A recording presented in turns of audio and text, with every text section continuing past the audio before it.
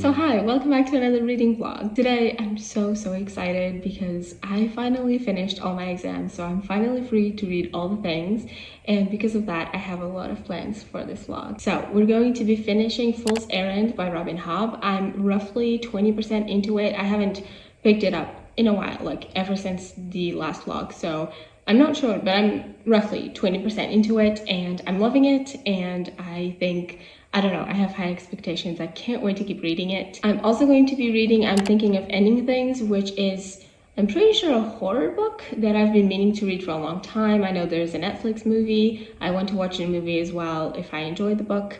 And yeah, I've been meaning to read it for a long time. I've never picked it up though, but a friend of mine wanted to read it, so we're buddy reading it, which is going to be really exciting. Oh, and by the way, I don't remember what I'm Thinking of Ending Things is about, so I'm not going to say it right now, but once I start reading it, I will let you know. And next, I'm also going to be reading volumes 5 and 6 of A Sign of Affection. This is also a buddy read, and I'm really enjoying the series so far. It's not a favorite so far, but it's so incredibly sweet. In this story, it's a romance story, and we're following Yuki, who is deaf, and so the manga really explores a lot of that, and I find that so incredibly fascinating. And I really appreciate the fact that the manga does put an emphasis on seeing how Japanese sign language works, and Yuki teaches sign language as well to the love interest, who is a guy he loves traveling. And so essentially you're just following their days. They're both college students, and Yuki hasn't traveled much, and so she finds fascinating all the stories that he has to tell, and he's also like, he just likes to learn, and so he's also really interested in learning sign language, also because he really likes her. It's so swoony, so sweet, and one thing that I've loved so far is that the characters actually communicate, which is impressive, honestly. There hasn't really been any miscommunication so far, and although it is insta-lovey, I really like the characters. Even the side characters are nice. They're all really sweet. I love the art style, by the way. Gorgeous. And yeah, I just think it's wonderful and lovely, and I can't wait to keep reading it. And then lastly, I'm going to be finishing Moonshine, which is a post-apocalyptic romance, actually, which I actually love post-apocalyptic stories, so I can't believe I hadn't tried a post-apocalyptic romance yet, but I am doing it now. I'm really enjoying it. It's actually been a long time since I've started reading a romance and been instantly in love with it. I'm only about, I think, 16% into it, so not far along at all. This could go downhill. However, right now, I'm really enjoying it. Also, one last thing. This came in the mail. I'm so excited. It's Strange the Dreamer. It's so beautiful. I can't wait to read it. I'm actually going to do a dedicated reading vlog eventually for it, because so here's the thing. I started reading it on my Kindle. I read the sample, right? I started reading the sample and I fell in love with it like so quickly. And what's crazy about it is that this book was actually really popular on BookTube like a few years ago. And every time people talked about this book, they said that the writing was really beautiful and lyrical and full of detail, and that threw me off because I like my writing to be middle of the road. I don't absolutely love super straightforward writing styles, but I also don't love overly lyrical writing styles. I don't like purple prose. And if you had me choose between of the two, I would rather read something straightforward over something that is completely lyrical and basically takes me 1,000 years to read. So every time people talked about this, I didn't want to pick it up because of the writing, even though the actual content of the book sounded kind of nice, but I actually love the writing. It's not hard to read at all, and it's so whimsical in the best way possible. It's beautiful. You need to try it out. Try it out, the sample, see for yourself, but this is just, oh, I don't know. I think this will be a new favorite, so I'm so excited to read it soon, very soon. And yes, that's the intro. I'm going to do a reading session right now, and I will update you later.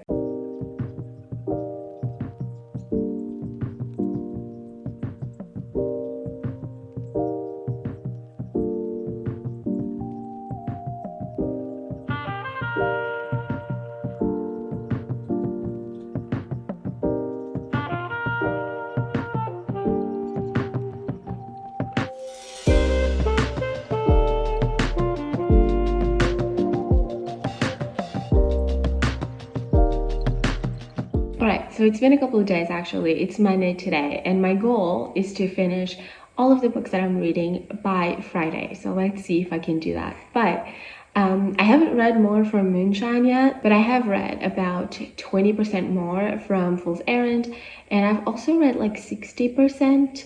I'm over 60% into I'm Thinking of Ending Things. So let's talk about that. Firstly, when it comes to Fool's Errand, as I said, I read 20% more and I'm loving it still so much. So I don't really want to talk about the plot very much because this is the first book in the Tawny Man Trilogy, but it is the 7th book in the Realm of the Elderling series, and it does continue from the 3rd book of the Farseed Trilogy. It is like about 15 years later, I'm pretty sure. I don't remember exactly the time frame, but it's somewhat along those lines. And so, you know, obviously everything that is happening builds upon the ending of Assassin's Quest, so I don't want to be specific about what's happening in case people haven't read the Farseed Trilogy, and you haven't, you should if you like adult fantasy and especially character-focused stories.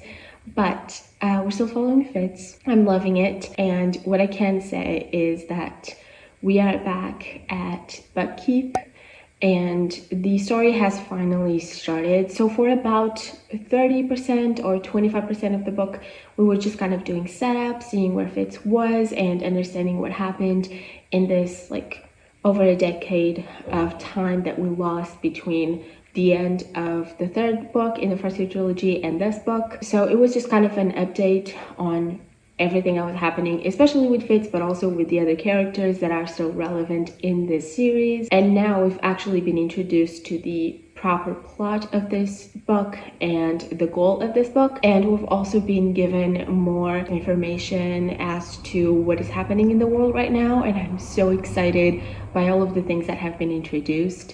The plot for this book is so good. Like, the goal of this book and what's been happening and the direction Robin Hobb is going in, I'm absolutely loving.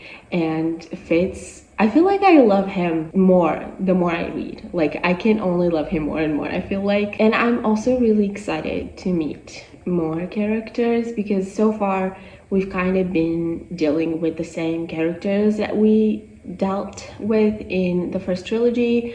A couple new ones that we were introduced to like at the very end of Assassin's Quest, and then, you know, 1 or 2 new ones, but nothing much. So I'm also excited to hopefully meet more characters and see if I like them. And I think that's it for now, honestly. I don't think, without spoiling the book, there's not much more that I can say except I'm really excited. And it kind of feels like you're going back to the origins and to the first book in the Farseed Trilogy. It's feeling very nostalgic right now, and I love it so much. I also hate it at the same time because politics at Buckkeep, they're always dreadful and so frustrating, but also so incredibly tension-filled, and I love it. And even though it feels very nostalgic, it's also very different. Like, Fitz is playing a very different part at the same time. Like, it's similar to what he did before, but it's also very different at the same time. It's just genius, honestly, and I can't wait to read more. So that's that on Fool's Errand. As for I'm Thinking of Ending Things, I think I'm over 60% into it. Yeah, I'm 62% into it, so I've read a lot, but it's also a very short book. So in a way, I have a lot of feelings, but at the same time, not a lot has happened because it's such a short book. But also because I feel like it's more so an environmental book and a conceptual book. I feel like, so basically, you're following the main character who doesn't actually have a name, I don't think. And essentially, in the beginning of the story, you're realizing that she's thinking of ending things with her boyfriend, but she's still, you know, she's still undecided, and she's going to visit his parents with him, and she will eventually make up her mind on that issue. And so you're following her as they're going on their car drive. You're learning more about her, about their relationship. You're seeing their conversations. You're thinking a lot about relationships and humanity and all those kinds of questions. It's a very philosophical book, I feel like. but it also has a very unsettling feel to it, which I love so much. I'm having the best time with this book, by the way, and I think it's a really good book if you are in a slump.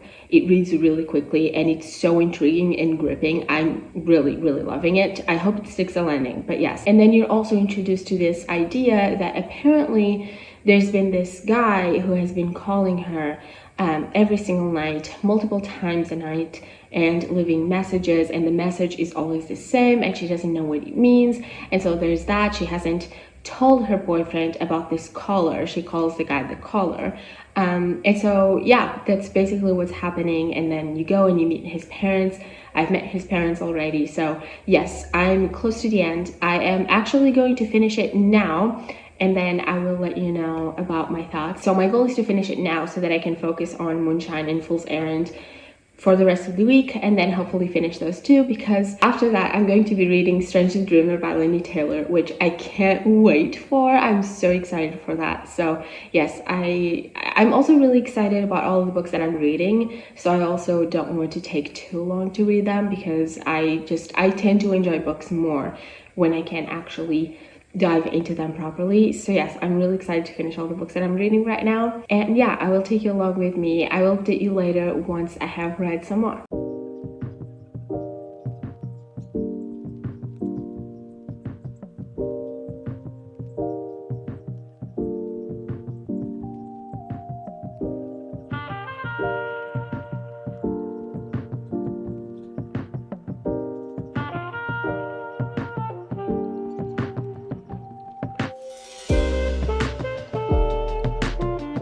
Okay, so let's update the vlog. I am 78% into Fool's Errand right now, and let me tell you, I'm not going to be reading any more from Moonshine this vlog like I wanted to, because I haven't read as much as I wanted to these past few days, because I have other hobbies. I love reading, but I have other hobbies, and I'm obsessed with Switch Game right now. I also finished watching a TV show recently that I loved. So yes, I need to indulge those hobbies as well. So I didn't read as much as I wanted to, so I will be finishing Moonshine in another vlog. But in this one, I'm going to be finishing Fool's Errand right now, which I'm so excited for. And I'm also going to be reading volumes 5 and 6 of A Sign of Affection, like I said, because that's very quick to read. So tomorrow, hopefully, I will be updating you with those final thoughts. But as for what I think of Fool's Errand so far, right now, I am so happy with this book. So happy. The plot is so good. It's quite fast-paced for a Robin Hobb book, I feel like. I don't know, because every time I pick it up, I don't want to put it down. So I don't know, it just feels very fast-paced in comparison to other Robin Hobb books. And the plot is so good. The relationships that we're seeing in this one, it's so interesting and so clever, and I love it so much. And we're getting to see a different side of Fitz in this one that I'm enjoying so much. And we're getting to see that he's actually quite competent when he has to be, and I love that. And his relationships, oh my goodness, there's one character in particular here that has made me cry multiple times already, because I fear for this character a lot. I love them so much, and I fear for the future of this character. But yes, and I don't know, like, the plot is just so exciting. I'm loving it so much. I don't want to say anything. I don't want to go into specifics because it's the 7th book in a series, but just know that I'm loving it. And it's actually probably, I don't know if this is so far my favorite in the series. We shall see once I finish it. But it's definitely at least a close second with Assassin's Apprentice. Right now, I don't know if I like Assassin's Apprentice more or not. Assassin's Apprentice as well has a benefit of being a coming-of-age story, which is something that I really love. And it basically just focuses on Fitz the entire time, which I definitely appreciate. In this one, you know, it's still from Fitz's perspective, but you're getting to interact with a lot of characters, and I like those characters, so don't get me wrong. But I don't know. It's definitely a close second with Assassin's Apprentice, if not my favorite so far, though, because I think it has the best pacing of all of the books. The plot is really clever, and I'm really enjoying the direction that Robin Hobb is taking these characters in, like all of them. And I think she is building a very interesting plot from here on out. With this first book, it's just so good and I'm having such a great time. So I will be finishing the book right now and I will update you tomorrow with my final thoughts.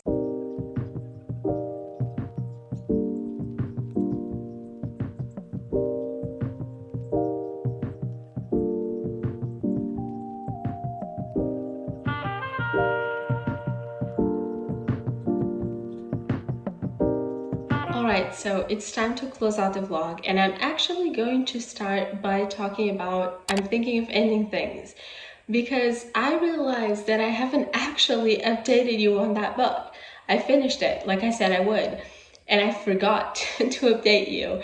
I didn't update you right away because I didn't know exactly how I felt about the ending, and what I can say is that I still don't really know what I think about it. I enjoyed the book for the most part. I still think it's a really good book for a reading slump because it reads really quickly.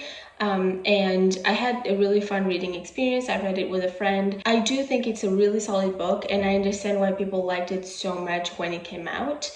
I don't know that it's a favorite. I always struggle at the end of thrillers because usually the ending it's not very satisfying or completely satisfying for me, and I don't think this one was completely satisfying either, but I do think it's clever. I think it's a really